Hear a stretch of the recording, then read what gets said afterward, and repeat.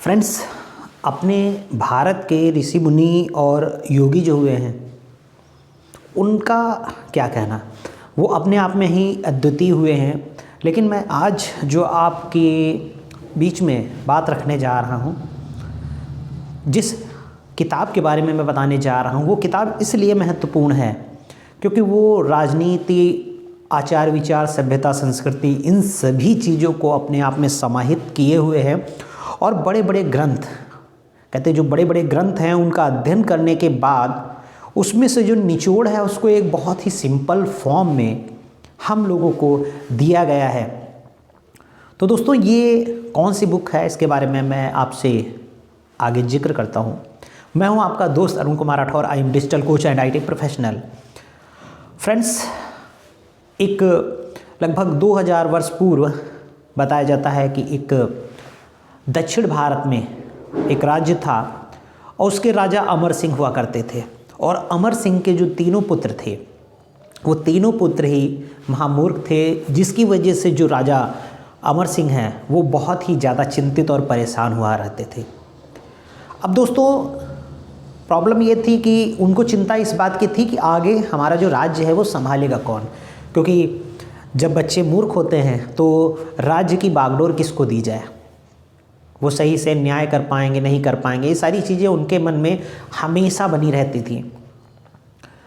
उस समय उनके जो मंत्री थे, उनके जो वहाँ पे विद्वान हुआ करते थे, उन्होंने कहा कि एक व्यक्ति ऐसा है जो कि आपके पुत्रों को सारा ज्ञान जो है वो दे सकता है, क्योंकि उन्होंने इस समय वेद, पुराण, ग्रंथ, पुराण, उपनिषद, जो भी उस समय के ग्रंथ थे, उन सभी को उन्होंने अपने अंदर समाहित कर रखा था। उन सभी का जो निचोड़ था उनके अंदर था।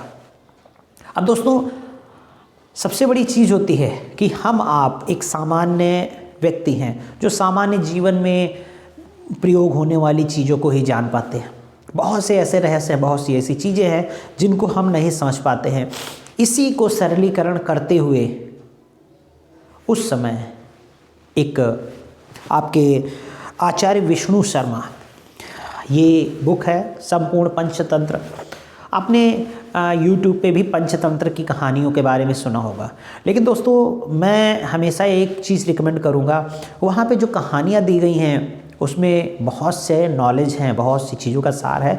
लेकिन अगर आप इस बुक को पढ़ सकें तो इस बुक को पढ़ने का एक अलग ही आपको महत्व मिलेगा, एक अलग ही यहाँ पर आपको नॉलेज मिलेगा। क्योंकि ये जो लिखा गया है मेरे पास जो ये है, इसमें आप देख सकते हैं कि यहाँ पर संस्कृत और हिंदी दोनों दिए हुए हैं, यानी कि ये जो इनका विष्णु शर्मा जी का ये मूल ग्रंथ था, ये वो है। अब दोस्तों, इसकी रचना कैसे हुई उस पर हम चर्चा कर रहे थे कि जो राजा अमर सिंह थे उनके 3 पुत्र थे और वो जो तीनों पुत्र थे वो बहुत ही महामूर्ख हुआ करते थे। अब जब विद्वानों ने बताया तो उन्होंने आचार्य को बड़े ही सम्मान के साथ अपने दरबार में बुलाया और उन्होंने कहा कि मेरे तीनों पुत्रों को आप जो है विद्वान बना दीजिए, इनको राजनीति का ज्ञान, इनको सामाजिक शास्त्र का ज्ञान, जो भी जीवन में आवश्यक चीज़ें हैं उन सारी चीज़ को, सूझबूझ को, समझ को आप इनको दीजिए। उन्होंने कहा ठीक है। अब दोस्तों, उस समय आप देखिए, आचार्य विष्णु शर्मा ने भरे दरबार में एक प्रतिज्ञा ली कि 6 महीने के अंदर मैं आपके पुत्रों को सारे ज्ञान से भर दूंगा, उनको सारा नॉलेज दूंगा, और अगर मैं 6 महीने में ये नहीं कर पाया तो मैं आपको मुंह दिखाने के लिए जीवित नहीं रहूँगा।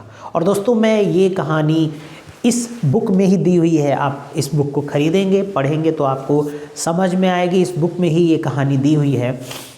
और उन्होंने ये कहकर तीनों पुत्रों को लेकर, जो राजा के तीनों पुत्र थे वो उनको लेकर अपने आश्रम में आ गए और उन्होंने बैठ गए, कागज़ और पेन लिया, उन्होंने इसकी रचना करना शुरू किया। अब ये पंचतंत्र इसका नाम इसलिए पड़ा क्योंकि इसमें 5 अलग अलग भाग उन्होंने किए हैं, जिसमें अलग अलग विषयों पे उन्होंने बात की है। मगर दोस्तों बड़ी बात ये है कि आप बड़े बड़े विद्वानों की ग्रंथ पढ़ेंगे, बड़े बड़े उपनिषद पुराण पढ़ने जाएंगे तो आपको शायद वो समझ में ही नहीं आएंगे। लेकिन दोस्तों इसकी खास बात ये थी कि ये सामान्य जन के लिए है और वो सारे ज्ञान को अपने अंदर समेटे हुए है, क्योंकि इसमें इन्होंने जो हमारा मेमोरी जिस तरीके से चीज़ों को एक्सेप्ट कर पाती है वो प्रिंसिपल्स को यूज किया गया। अब दोस्तों वो प्रिंसिपल्स क्या थे? एक तो उस समय संस्कृत चलती थी तो ये संस्कृत भाषा में है, बट आपको ये हिंदी वर्जन मेरा है, हिंदी एंड संस्कृत। जब आप इसको पढ़ेंगे तो आपको समझ में आएगा उन्होंने कितने ही खूबसूरत ढंग से किसी विषय को, किसी ज्ञान को समझाया है, किसी विषय को बड़ी ही आसानी से कहानी के फॉर्म में समझाया, और वो भी कहानी इस तरीके से ली है कि एक छोटे से छोटा बच्चा और बड़े से बड़ा व्यक्ति भी उसको आसानी से समझ पाए। यहाँ पर पात्र जो होते हैं वो सारे पात्र जानवर के रूप में हैं। अगर राजा को दर्शाया गया है तो सिंह के रूप में उसका एक नाम दिया गया है, मंत्री के रूप में किसी लोमड़ी को लिया गया है। इस तरीके से अलग अलग जानवरों की कहानी को, जानवर, पेड़ पौधे, इन सब को उन्होंने कहानी में डाला है और उन लेसन्स को देना शुरू किया। और दोस्तों कमाल की बात थी, उस समय उन्होंने ये जो ग्रंथ लिखा था, आज तक ये ग्रंथ सभी के लिए पूर्णतः उपयोगी है, क्योंकि इसमें सारे प्रिंसिपल जो अपनाए गए हैं वो बाकायदा प्रमाणित हैं। आप इसको पढ़ के देखेंगे तो आपको समझ में आएगा, बहुत सी चीज़ों का आपको नॉलेज मिलेगा। भारत सरकार ने तो कई राजनीतिक पार्टियों में इसको अनिवार्य कर दिया है। उन्होंने वो जो अधिकारी हैं उनके लिए भी कहा है कि आपको राजनीति सीखनी है, आपको कह सकते हैं ना, नियम प्रतिनियम, ये जो सारी चीज़ें होती हैं वो सारी चीज़ें आपको इसके अंदर मिल जाएंगी। और दोस्तों कमाल की बात है, ये बुक ना होके एक समाज को सुधारने का एक तरीका है, अपने जीवन को बदलने का एक नया तरीका है, और वो भी सिंपल सी कहानियों के रूप में, जिससे कि ये बुक बहुत ही इंटरेस्टिंग हो जाती है और आपको भी पढ़ने में इसको मज़ा आता है, और साथ साथ में आप उन लेसन्स को भी सीख पाते हैं जो जीवन में बहुत ज़्यादा उपयोगी हैं। तो दोस्तों इस बुक को मैं रिकमेंड करूँगा कि आप ज़रूर पढ़िए, और आप कहीं से भी ले सकते हैं, अमेजोन से लीजिए, फ्लिपकार्ट से लीजिए, आपको अगर कहीं बुक स्टॉल पे मिल जाए बुक स्टॉल पे लीजिए, बट कोशिश कीजिए जो इसकी मूल प्रति है संस्कृत के साथ, संपूर्ण पंचतंत्र, आप इसको पढ़िए। केवल यूट्यूब पे जाके कहानियाँ मत सुनिए या कहानियाँ मत देखिए, क्योंकि उन कहानियों को बनाने वाला वो अपने तरीके से उसमें चीज़ें परिवर्तित कर देता है, बट आप मूल प्रति जब उसकी पढ़ेंगे तो आपको रियल नॉलेज का ज्ञान होगा, रियल जो चीज़ें हैं वो आपको पता चलेंगी। तो दोस्तों मैं यही कहना चाहूँगा, ये आज भी उतनी ही ज़्यादा उपयोगी है जितनी आज के 2000 वर्ष पूर्व थी, और 6 महीने में ये इन्होंने उन तीनों बच्चों को बहुत से पाठ पढ़ा दिए इसकी कहानियों के माध्यम से, और उन्होंने जीवन जीने का तरीका सिखा दिया। तो दोस्तों मैं वीडियो के अंत में यही कहूँगा कि आप लोग भारत के गौरवान्वित महसूस कर सकते हैं। आप सभी भारत में रहते हैं, इसके लिए आप गौरवान्वित महसूस कर सकते हैं, क्योंकि हमारे ऋषि मुनि ऐसा ऐसा ज्ञान उनके पास रहा है जो अब फिर से सामने आ रहा है, क्योंकि बीच में अंग्रेज़ों ने पूरी व्यवस्था को ही बदल दिया। हमारे यहाँ लिटरेसी रेट्स जो अंग्रेज़ों के आने से पहले 90-95% हुआ करता था, उसको उन्होंने बदल दिया। उन्होंने जो नई व्यवस्था लाई पढ़ाई के लिए और चीज़ों के लिए, उससे हम केवल नौकर ही बन पा रहे हैं।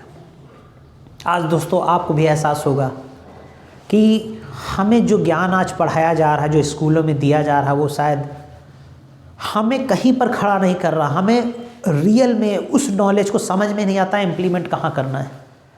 बट दोस्तों मैं उन बुक्स को जो लाइफ लेसन्स के बारे में हैं, जो हमारे व्यक्तित्व को निखारने के बारे में है, जो हमें संस्कृति सभ्यता को सिखाने बारे में है, जब मैं उन ग्रंथों को, उन किताबों को, उन बुकों को पढ़ता हूँ तो मुझे गर्व होता है कि भारत में भी ऐसी बहुत सी चीज़ें पहले से हो चुकी हैं जिनको शायद हम जानते नहीं, और इसीलिए हम कहीं ना कहीं अपने भारत के लिए गौरवान्वित महसूस नहीं कर पाते हैं। तो दोस्तों आप सभी गौरवान्वित महसूस कर पाएंगे अगर आप इस बुक को पढ़ेंगे, और समझ पाएंगे कि किस तरीके से हमारे यहाँ एक एक ऋषि हजारों हजारों किताबों का संग्रह अपने अंदर रखता था।